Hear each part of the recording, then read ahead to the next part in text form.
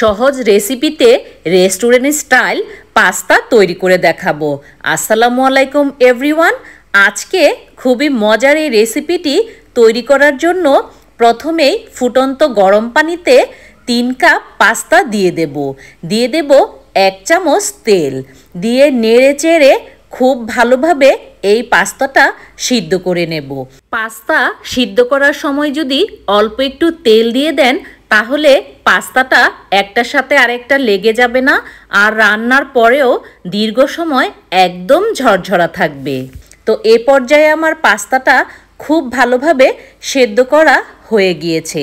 এবার একটা ছাঁকনির সাহায্যে উঠিয়ে নিয়ে এর মধ্যে পর্যাপ্ত ঠান্ডা পানি দিয়ে খুব ভালোভাবে পানি ঝরিয়ে একটা সাইডে রেখে এবার চুলায় একটা প্যান বসিয়ে এর মধ্যে দিয়ে দেব 3 টেবিল চামচ তেল, দিয়ে দেব 1 চামচ রসুন ভালোভাবে ভেজে নিয়ে 1 কাপ মুরগির বুকের মাংস দিয়ে দেব, স্বাদমতো লবণ দিয়ে ভালোভাবে নেড়ে চেড়ে মাংসটা ভেজে নেব। এ পর্যায়ে মাংসটা ভাজা হয়ে গিয়েছে।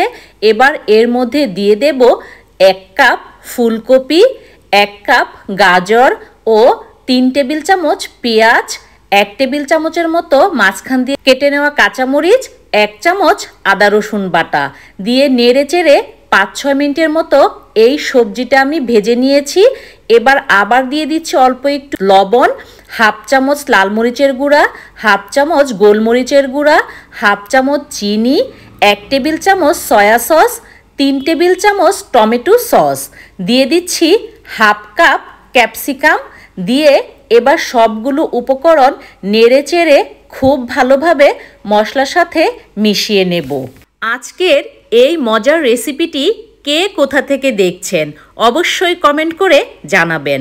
তো 2 থেকে 3 মিনিট নেড়ে চেড়ে নেবার পর দিয়ে দিচ্ছি সিদ্ধ করে রাখা পাস্তা।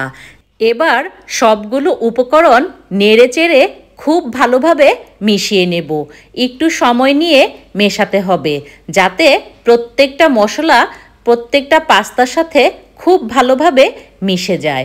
দেখতেই পাচ্ছেন পাস্তাটা কতটা ইয়াম্মি হয়েছে, দেখতে যেমন সুন্দর খেতেও কিন্তু অনেক বেশি মজার।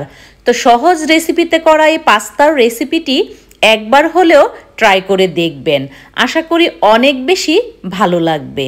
তো নামানোর আগে দিয়ে দিচ্ছি কিছুটা ধনিয়া পাতা কুচি দিয়ে আবার নেড়ে চেড়ে মিশিয়ে নিচ্ছি।